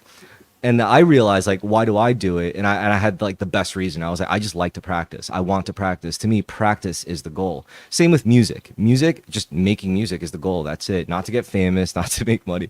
And like, it sounds psychotic when you say it out loud, and it sounds very naive, and it sounds very I don't know, like, I get, yeah, that's the word. No, naive. to me, that's exactly what it should be, in my opinion. You know, everybody's got opinions, but that doesn't sound psychotic to me. That sounds like you've got your head in the right place. It lines up with my thoughts or philosophy anyway. Yeah, I mean, that's kind of the Eastern way to look at it. It's like, forget the me. It's just I'm one with the process and all that. Do you guys mind if I loop back to like the production and dynamics thing? Because it made me think about how our hearing like deteriorates as we get older, and especially if you like subject yourself to like loud, harsh, grating music, like going to raves or rock concerts, not wearing earplugs, even performing and not wearing earplugs. Like, we can invest all this time in meticulous production, but like, how are we going to know that other people are going to hear it the same way that we do? Because I very clearly remember being a small child and hearing like Dr. Dre, or well, especially Dr. Dre's like early 90s stuff, and his high ends would like pierce my ears. Like, it would literally like leave my head ringing. You know, Yeah, as it he hurt says a in the lot. song. That's funny. Or Sorry. even sorry. And the last example that I thought of that really sticks out in my head was the bagpipes in Long Way to the Top by AC/DC. It used to just be so harsh and grating, but now that like I've got over 20 some odd years of hearing damage, I'm like, yeah, this is fucking awesome. Yo, Andrew, I got a question for you. Have you ever heard a song that was like emotionally disturbing? Not even like by like literal content. I'm just mean like something about the song just made it was just so distressing, like to your psyche. Like for me, it's that Pink Floyd song. It's like, is anybody out there, or some I shit. knew that that's what you were gonna say. Yeah, because like I was made to listen to that Yeah. song. I was made to listen to that song on acid, like just tripping, Oh, sack, no. peaking. And it's like, yo, we're listening to vinyl. You want to hear this crazy song? And I was like, sure. I was like, oh, this is Pink Floyd. And they were like, shut the fuck up, just listen. And I listened. And then that part came on. And I was like, oh my god. And, you know, I just couldn't. I was like, I almost couldn't handle it. I was like, this is too much sensory overload. Someone showed me Immortal Technique Dance with the Devil when I was on ecstasy and Adderall. Oh, bro. First time exposure. I had this guy, there was a friend that I had for a little bit that he would listen to that song over and over and over. He didn't stay my friend very long. I thought that was weird. It's Yeah, weird. and Listen to there it was- over and what was over, it? dude. Meet the Grams, that Kendrick's like second to last diss track was really, really haunting and like emotionally piercing. Not like personally to me, but I was just sort of like I could put myself in. It was just it made me. It brought up those same dance with the devil feelings, Yeah. and that has a lot to do with like chord structure and how many steps are between the notes and what discordant stuff. You ever listen to Necro? Oh yeah. Oh gosh, what's that one where he like basically covers LL Cool J? That's Necro, right? I need drugs. Yeah. Yeah. Necro, That's like I know, satanic. well. That's like real Satan music, I think. Like satanic shit. Yeah, that was that kind of like. I don't really agree. I horrorcore think sort I of- kind of wonder about all that idea of what satanic music is, because to me, like, you think about Satan as Okay, the you're right. highest I should just say angel. evil. It wasn't as elevated well, and just hear me out. transcendent. Yeah, exactly. Satan would be like the highest choir of angel who made the best music, probably. Yeah, right. yeah. Like that's like kind of why. That's why pop music is the way it is, and people are always like, "Oh, that music's of the devil." It's because the devil used to make like worship music and went insane trying to one up himself every day. Whatever a day is, trying to worship God better. Are his ribs? One hard? time, Or her. one time I was on mushrooms and I made the mistake of thinking in my head. I thought to myself, I was tempted to think, what would music in hell sound like? It's a bad mistake that I made because I was hearing it for the next 10 minutes of my life. Yeah, Someone, I feel like it's. I just want to say, I feel like it's not fair. I think Scandinavians, particularly, and people who've created metal and like screamcore and gorecore, that comes out of Odinite battle kind of taboos and rituals, where they're like the same as Africans. Like there are groups of people that get together as a tribe and then they rev each other up before something. Yeah, I could see that. But I mean, so the metal music is just like, and you can see it because they're like, look, we're getting Yeah, back yeah, to but our it's primal. Viking roots, right? It's if you look at, Well, yeah, it's like there- it's like there's the Hue definitely right that, now is but- using Mongolian throat singing, and they're throat playing singing for screamcore, exactly. Yeah. So I mean, it's always been there, and I think the primal scream, like the war cry, has always been a part of music. So if Like anything- the battle drums, and then you have the war cries, and So- it all comes together. So this A lot scares of me black because metal, though, does music and fighting go hand in specifically hand. it does specifically try and sound like demonic, though. Like there is that Well, aspect. again, like, there what is is that? black Again, metal what that's does it made mean, to like though? they want Okay. it to be Yo, all right, satanic. so I Jack, agree they want it to be. I'm just saying, is it? Because Yeah, at the end well, of the day, well- they're just kind of using a Hollywood taboo. Yeah, who knows? It's Of like course. it's like I it's think like clown, that's I what think that's what clown Satan music is is. a lot more All right, one at a time, satanic fellas. than black metal. Yo, so how do you They feel about like U.S. soldiers flying in to like bomb the shit out of some insurgents in a third world country, but like they're blasting pop music from 2024, like Taylor Swift or some shit? Bloodhound Like, Gang, Yeah, brings a tear yeah. to my eye. the roof, Brings a tear to my eye. the roof is on. Maybe that's the Roof is real on satanic fire. music, like maybe that's Yeah, the real bad I shit. think that's kind of what I think about Formulaic, and so it's interesting that we've confused this idea of Satan is this accusing force that thinks they're more righteous than God, or they're at least they deserve their own autonomy and independence, versus modern Satanism, which is worshiping the self, right? Or maybe humanism, and that's kind of cool. It's too bad that Satanism is associated with humanism, because if it really is just we're calling satanic music anything that's tribal, native, and indigenous, and an expressive of the human form, right? No, but that's Then that's the Right, if it's that's the pagan. conservative Christian though. That's the conservative Christian approach. That's But the when it comes the to church. yeah, as but far but the thing as, when it comes like, to the something Middle like Ages. when it comes to something like satanic black metal, they're self-proclaimed as such. So it's not like someone else is but going like, like Yeah, so but it's that's based like off that movie. of like it's theatrics. You know that of you know that course, movie. It's but, theatrics. like, It's like that movie Falling Down, where the guy meets that dude who owns the gun shop, and he has all that Nazi paraphernalia. And Yeah, he's the like- military he's like- surplus stores. Where'd and those he's go? like, The "You're-" Simpsons? and he's like, you're just like me, and he's like, no, you're not. It's like this guy who is watching Hollywood movies about something, and he's not the thing. He's the Hollywood idea of a villain that was created, right? So these people Yeah. that think that they're Satanists they're really just rebelling against traumatic experiences that they probably were like, abused in their own. But maybe that's what religious Satanism is. Maybe It's that's what also Satanism is, because that's what it's manifesting as. I mean, they call it that. They use those themes. They worship the embodiment of deception I or don't whatever, think the anything But deceiver it's or whatever. based off I don't of think rumors anything is started what we by call the it. church. Of course, it's multi-layered. Is but the And it's- even the church at sort of its roots. defined, like, as far There's back no as the true Middle evil. Ages. Yeah, the church said like certain intervals are evil, and so we consider the feeling of those Yeah. melodic or which those one of notes. these is evil? You know what I mean? Because it's like you understand, like one of these is actually all of these are religious symbols. One of them is misused for like 30, 20 years, 10 years, and then put in Hollywood movies to be evil. But like this idea that I'm gonna what does go it with the mean? top left Who's it corner. belong to? I think it depends. I think I have to turn think- my phone 45 degrees. I think that could be the APM meme. We should do a portrait, and this could be your political compass. Which like, one's the where evil? Are you? No, but look, the thing is, it's for one, it's about intent, and two, you can feel evil when you encounter it. Like, let's say, have you ever met an evil person? You're like, that person I shouldn't be around because they're like a baby eater or whatever it may be. You know, like at some point you're Gotta like, stay away from them. if the song is singing about eating babies, you're probably going to be like, well, the themes aren't exactly like the most Dude, not the evil, songs let's the say. songs So, like, didn't do shit. Live Leak actually showed me that shit, so it's like, You know, the what's thing is, the song.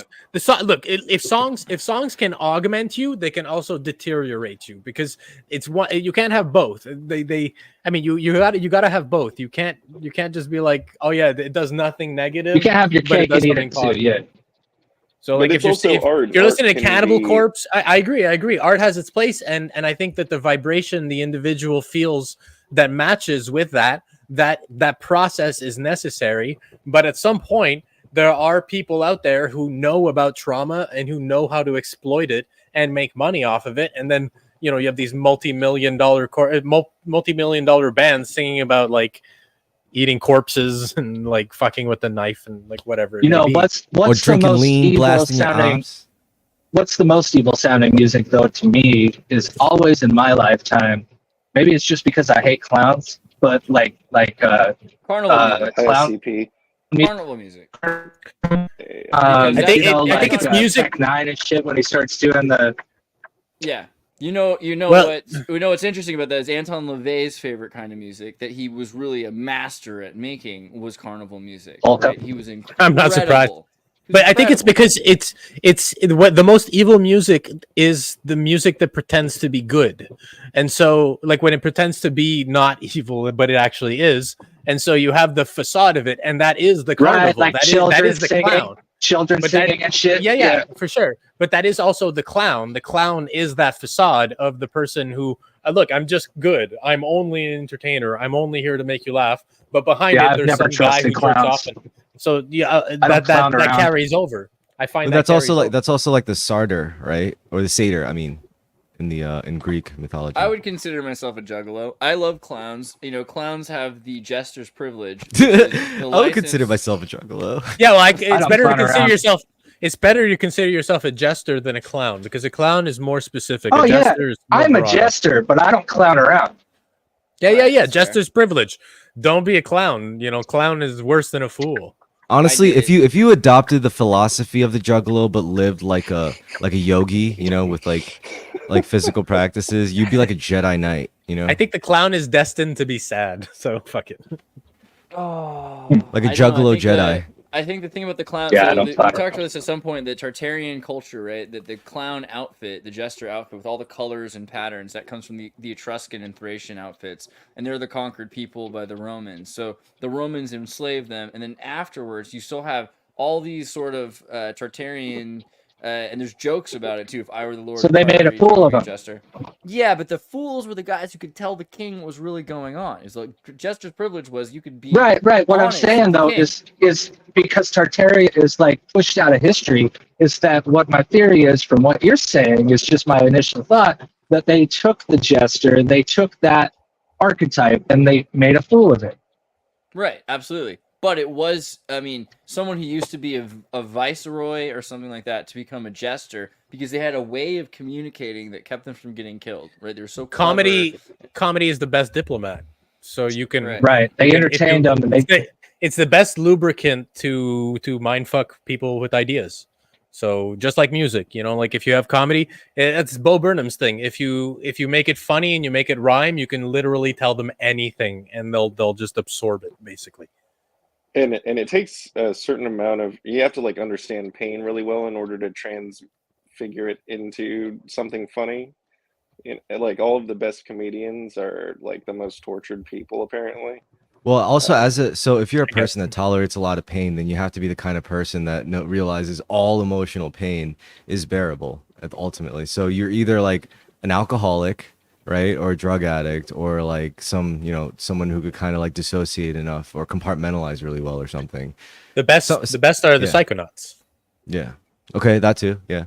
Best musicians, best martial artists, best actors, best comedians, best philosophers. The most skilled psychics are the people who could make themselves happy or sad using just their thoughts at will. Like those are the most powerful psychic adepts. Just They're for the fun of it, themselves. I don't know how you guys feel about this, but like because of the title of the show or whatever, like we don't have to talk about it. But because of all of this darkness talk, like I have a story that it makes me think of. If you guys want to hear it. Well, you got a lot of glitch, but if you can get it through, like Chris is gonna help you. I believe in both of you together. All right, so let me know. You know, if it's not working, I'll just take a step back. But so when I was a kid, I used to stay up really late and play on my computer. I would talk on MSN Messenger, if you remember that, all into the night, to the late hours of the night. And the way that my computer was positioned is over to my left was my door. And I would leave my door open sometimes.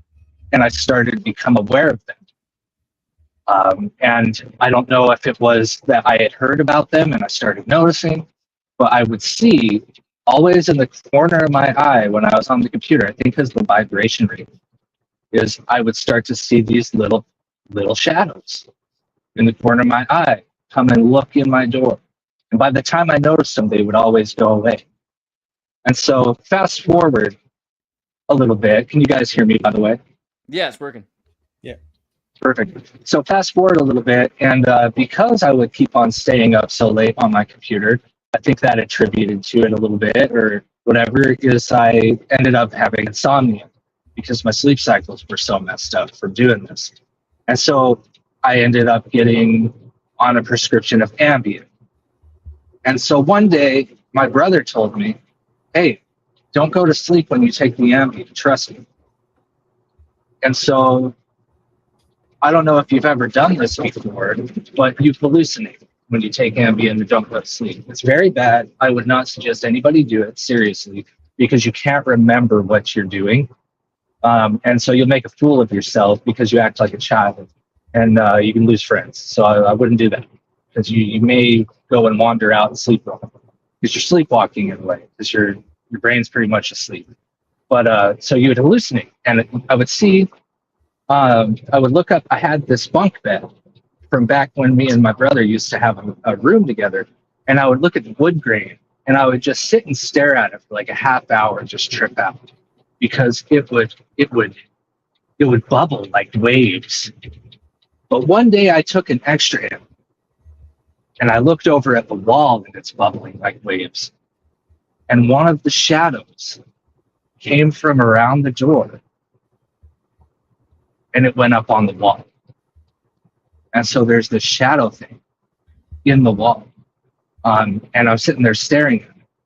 And it's like talking to me, but it's not saying words. It's like it was telekinetic or something, but you would see this little mouth move. It was so creepy. Like you would see this little mouth, like when you see a cartoon from the side, you would see this little mouth come over here and just be like, and you wouldn't hear much, but if you heard anything, it was like, you know, but I would understand what it's saying. And so I became obsessed for like a week with this. And I kept on. So one time, so I took the next night or whatever, some more Ambien, and more than one came. And the entire wall was full of these things. And what they said was, you know what? This is actually not supposed to be happening. You're not supposed to be interacting with us.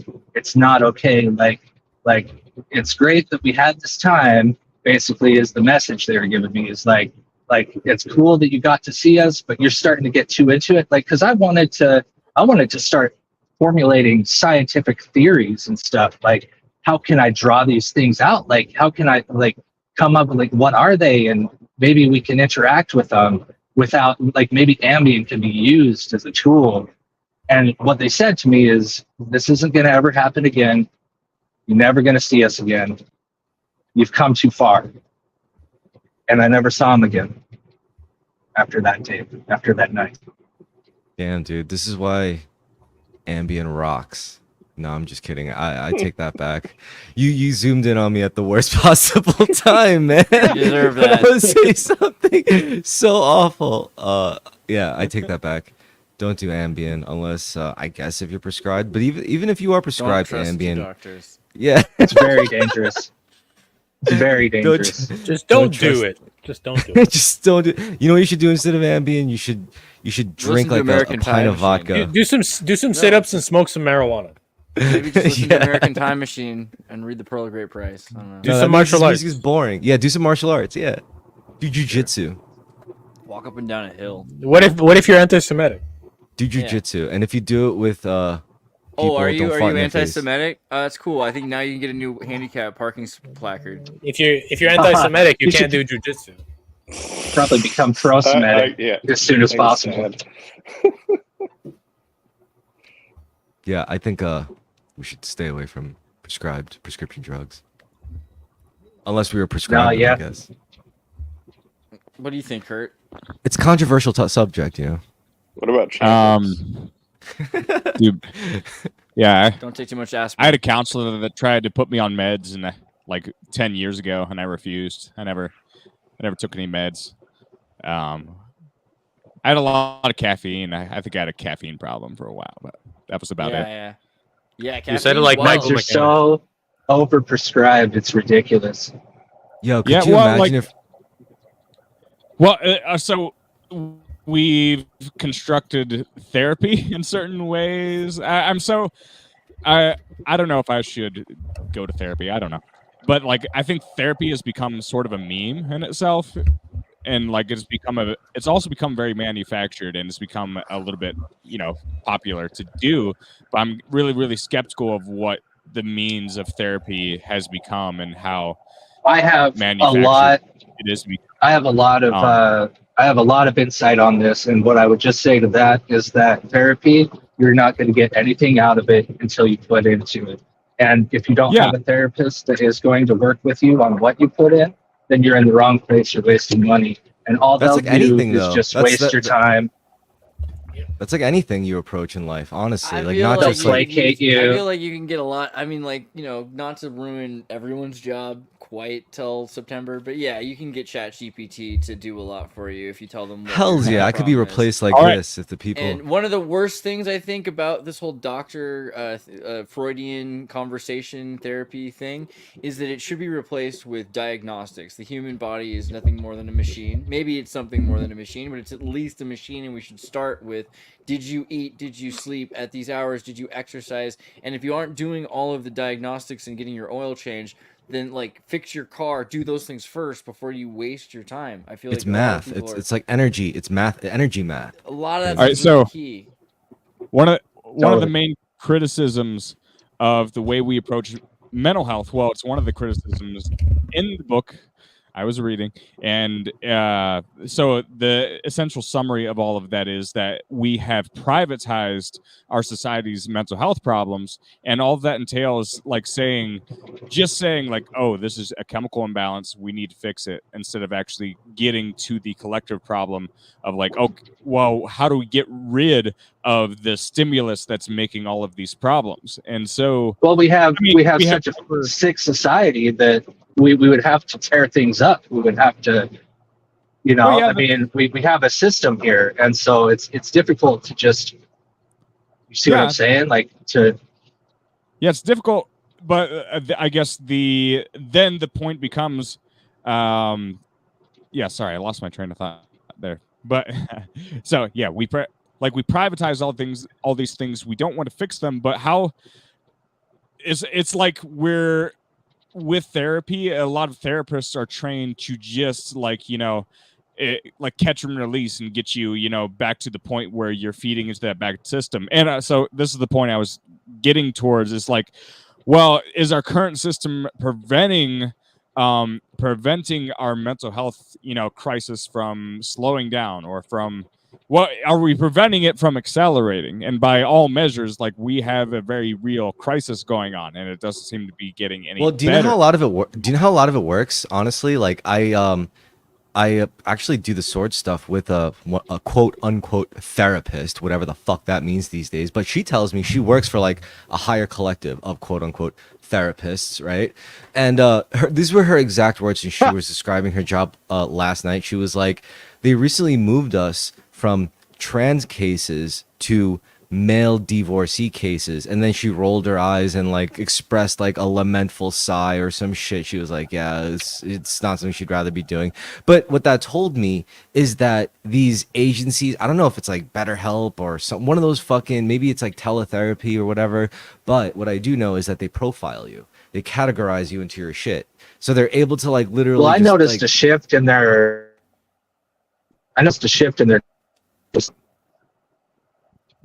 Ooh, just cutting out a Where's bit. that shift at, boy? Well, yeah. Where's that shift? You shifting right now? What'd you say? You noticed a shift in I'm what? saying I've noticed a shift in commercials to be very like helpful sounding, and then they started to go into like this buzzword kind of like, we're gonna help you with your problems, stay problems kind of. It's hard to unpack I've that noticed a lot of the without commercials talking have too these much, weird, but like, if you mute the commercial, all of a sudden demons will play in the background now, and there's like really horrifying stuff going on. You're like, wow, this is terrifying. I'll show you later. Don't you think I'm wrong? Let me just do. I don't doubt you. I just Let me. There's and it's like, buy just wanna some know. tires, or like anyway. This is the Chat GPT, and be like, pick a thing like Fritz Perls Gestalt practice 60s and 70s or whatever, and then thinks about all that. I'm like, let's do an exercise with friends in a podcast. Cool, let's do it. Host, briefly introduce it. Today we're going to demonstrate a powerful Gestalt exercise called the empty chair technique. The exercise helps bring unresolved issues to light and encourage self-awareness. Our participants will imagine someone or something they need to address sitting in an empty chair, and they will have a conversation with this imagined presence. Ask your first participant to think of a person or part of themselves they need to address. They could have some conflict. Who wants to go first? Who wants to do this one? Kurt. Oh, we're actually doing it. I'm gonna do one. Do you want to do it, Andrew? Andrew seems like he's almost. I was trying to read it. Oh, I've done this before. All right, cool. So Andrew, you're gonna address something or someone in the empty chair. Okay. We're gonna pretend it. The empty chair will be this cat. Okay. So. Okay. Who is the empty chair cat? Who is this? What does this represent to you?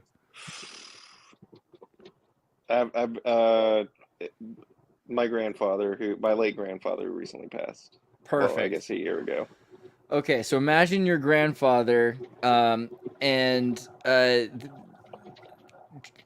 I'd like you to think of something from your grandfather you'd like to address. It could be some unresolved issue. Yeah, I really wish that I would have made it to his funeral. I wasn't able to go to his funeral. That kind of weighed on me a lot, because I had a stronger relationship with him than his son, my dad. Okay, now switch places and imagine you are your grandfather responding back to you. I understand that you had responsibility to your family, and I raised a family, so I know how that is, and I understand how that is, and thank you for visiting me while I was still you know, alive, and it was great playing music together one last time. Okay. Is there anything further you'd like to say back to your grandfather? I wish that your son wasn't an asshole. Okay, and then respond as your grandfather again. I'm sorry that he's an asshole. I was young. Shit. Legit. Sorry, and then basically from there we'd be like, how did that experience, like, what did you feel about that experience? And this is a very simple kind of one, but I mean, yeah, no, it was for the purposes of the exercise. It was it did sort of help me get some closure. Of course, I didn't fucking like break down and burst into tears on a rug and cry in a giant group hug with fucking 20 other dudes. and that's my fault because I could have gone John Edwards on you and just been like, Andy, I'm here for you. How did you know my grandfather called me Andy? Damn. I wish Dude, playing them psyop games on our friends. But yeah, so like Gestalt practice is better than paying a shrink. I think is like doing the work yourself, and you know, granted, who has that time to read a book, You know- or to like You know what I will Group say therapy, honestly, about- works Gestalt, better. Fritz Perls do it, yeah, workshops. what I'll say about the credit that there is for that kind of therapy, at least for me in my experience, is it's not something that's necessary. Like some people may have to, I don't know, but from my personal experience, going to a therapist just for a small amount of time, and what you can't get out of an AI is that human connection of, because a therapist, if they really are good and you're working with them, they can help take away the feeling of isolation that we all have, because you feel heard and you feel like somebody understood. And there are things that we can't communicate in our daily lives that are deeper. And when you go deep enough and wow, somebody else actually does understand, they really do understand that thought, that emotion that I'm having sometimes. And I think that's very valuable, very powerful, that another person can mirror back to you and show you that you are not alone. And you may not have to continue with the practice after that. Just having that, though, is something you can't get from really anything else other than a good friend. I think there's a place for like mental thought process shrinks, like therapists in a conventional sense. But I also think there's like, it's weird how, for example, there's no material basis for anything like a spiritual guide or a psychic, you know, or like a tarot reading kind of person. Like there's really no logical basis for that, you know. And yet, yeah, we have that these priests that we call psychologists, psychiatrists, priests essentially. Exactly. Yeah. So, and those people are like part of the indoctrination process, and they're part of the institution that we all abide by. You know, like to if we start getting fucked up, if we start questioning our sanity and our perspective of reality, these are the people that we have to turn to get us straight, to be able to function in this like industrialized world and all that shit. That's kind of the point of the Matrix sequel, like the latest Matrix. He's trapped in this sort of therapy session with the Matrix that is keeping him enchanted and permanently put in there.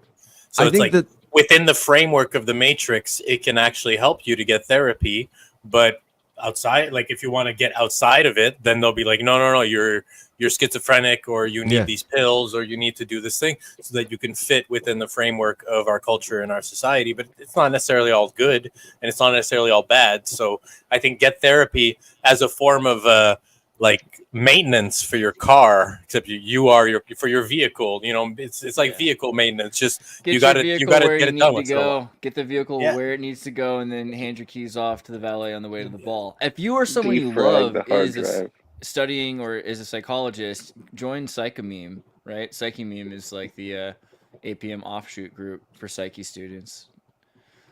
It's about an eighth as large, but there's still 1,000 people there. I don't know.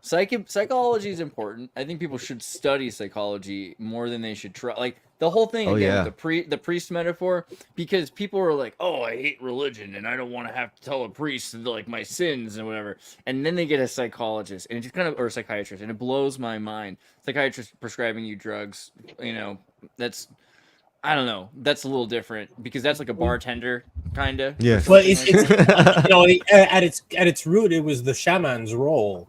So that's what it is, and the priest is kind of the regulation of shamanic power. Do you want Freudian shamans? Like what? Like, I don't know about like that. giving you like chemicals, well, a specific branch of chemicals that they have to abide by. You're gonna get some Jungian shamans. You're gonna get some Nietzschean shamans. You're I'm all about forever young, but like you got to be careful with the Freudian shamans, and I think that's like the majority of what education is about. But that's the problem. It's like the system has corrupted the essence of shamanism.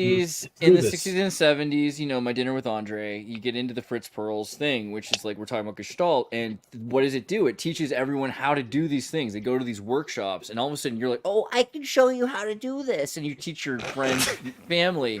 Sorry, that's like the mom in Wisconsin is teaching her friends after she went to the conference. But the point is the same. The Reiki healer. There's a meme that happened with Gestalt, with psychology. A meme of people doing it with each other as opposed to a doctor or, again, a therapist who's not a doctor. I don't know, like, really which is worse, to be honest. The doctor thing might actually be worse. Like, but the idea of a therapist... I like therapist better. Yeah, but, like, again, like, it's more broad. The problem is that they're incentivized with money to do it, while the shaman originally was sort of self-initiated and brought through that with the connection experience he has to mind and to body, while the priest is either doing it for power or, you know, maybe he's earnest. There's probably indoctrinated. I think the shamans did have apprenticeship. I don't know if that's the problem. I think the problem. Well, the thing is that they were apprentices of the mushroom.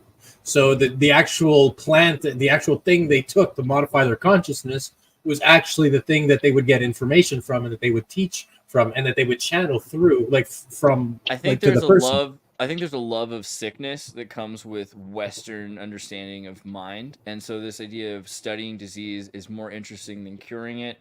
And ways of playing with it, alchemical, like, wow, look what happens if you mess with this part of the mind. All of a sudden, this part of the mind is messed with, and we can see that. I mean, that's a different way of doing things than originally was like, we can solve a community crisis. Because this person in the community is sick, the whole community is sick. So a shaman's looking at how we can sustain and fix. And then when someone learns that, they teach to their kids. And so it's like this is could you imagine eat an apple every day? Initiation, an apple every day. You know, like initiation is it's common across multiple cultures through all of history. The initiation into manhood, and in effect, it's actually trauma programming. And the idea is that they find a good trauma that yields a positive outcome, and then they put their children through it. And the same process, this is what we're trying to deconstruct by analyzing disease and diseases of the mind. We're trying to get the proper outcome that we want. Okay, people have this disease, maybe it's psychosocial, give them this pill, suddenly they're complacent and they're able to function. All right. But could you imagine something? Wait. It's really important I say something, though, is that because there are people listening to this, that if you are literally in crisis and you don't know where else to go, do not avoid therapy, do not avoid a doctor.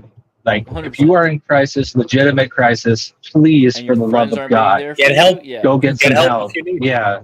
If your friends are being there for you, go get help. Absolutely. Because I know we all like to talk about. I know like we all like to talk about like the different, you know, like the problems in society and science and the you know the cathedral of big people or whatever and stuff like that. And there's a lot of validity to all of that. But I mean, you really do need to get help if there's nothing else. That's all I want to say. Is it really? There's no shame in that, and it's okay. Like you can address these other things later, but get help. Like it's okay. Yo, could you imagine being like one of those blue collar philosophers, and you just like you're like bending down with your back exposed, and then you just like you can stand back up, pull your pants up, spit, and it's like, well, there's your problem. You know, you got a cognitive dissonance there in your mental framework. You got a You got to fix that up, tighten that up real quick, button it up, just rearrange that shit, and you'll be good to go. She'll be running she'll be clean as a whistle. I feel like that's coming. I really hope that that's not far away, honestly. I think that's how it's supposed to be.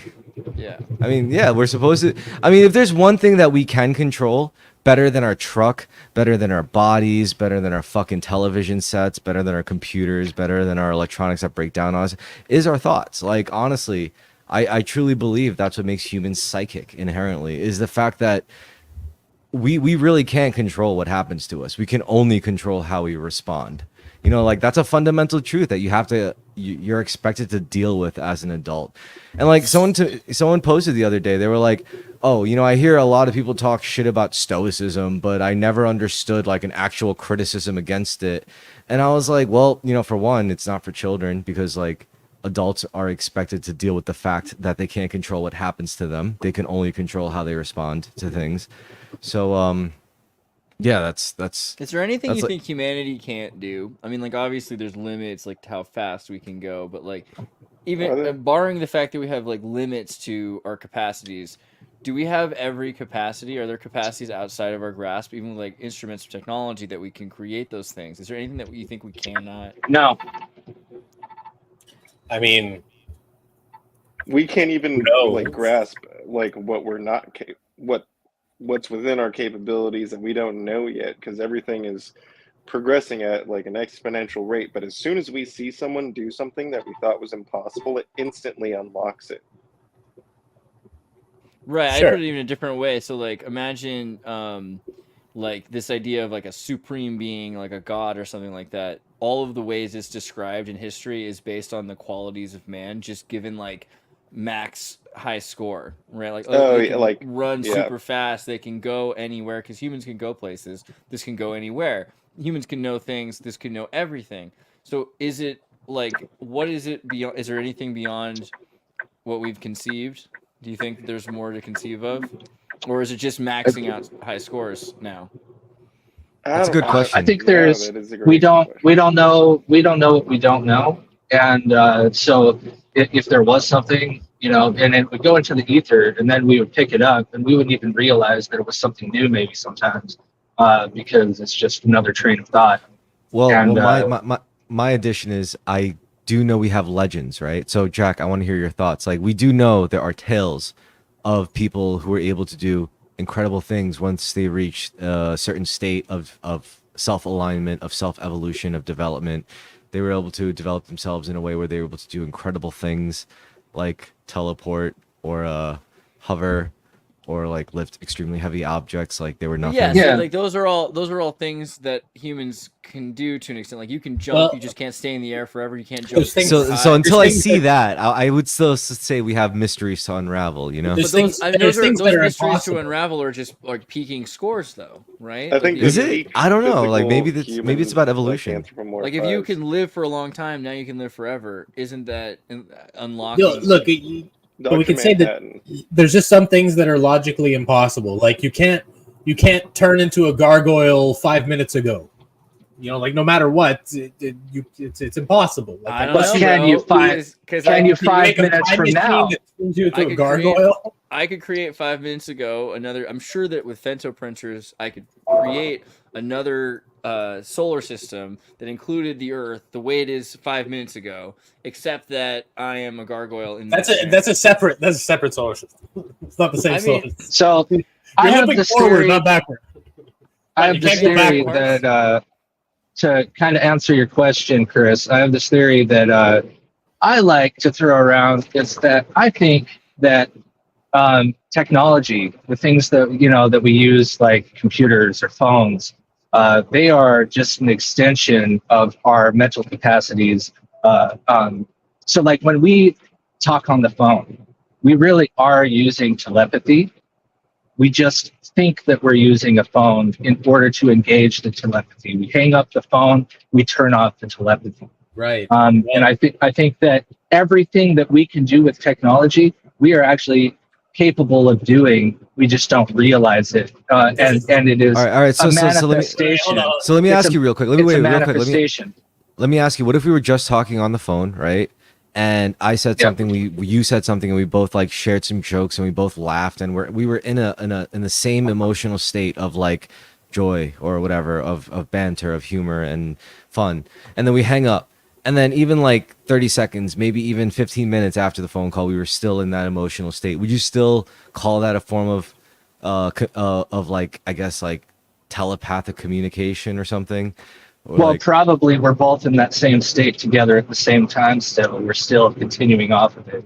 And so we're still communicating that emotion, that vibe, that experience together at a distance. It's just like if you think about somebody that you haven't talked to in 15 years and they call you the next day, and you hadn't thought about them in 15 years, but they call you the next day. What is that?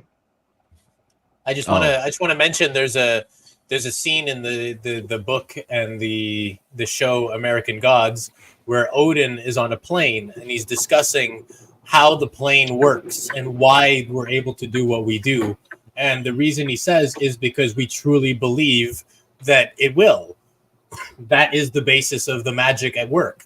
That through the magic formula of math and magic, where we've created the illusion and now we're psychically projecting it out into reality that this plane will fly because of these symbols we've created and put together and now have translated into reality. And so, maybe there's other forms of belief-based magic that can do this sort of thing, but it's hard for us to really understand it and master. We haven't. It sounds to me like developed magic a framework.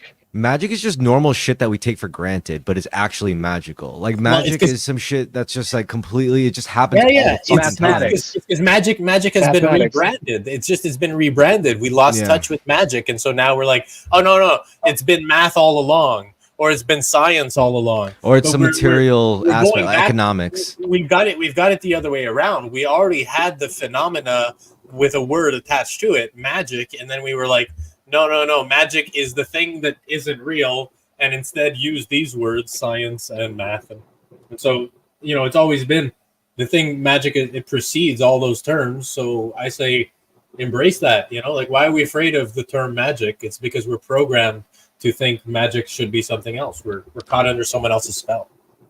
So, oh shit. We're gonna learn.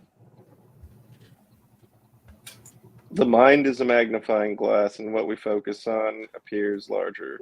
No, I mean, I was gonna ask who benefits the most from like reinforcing this idea that there is no such thing as a magical reality.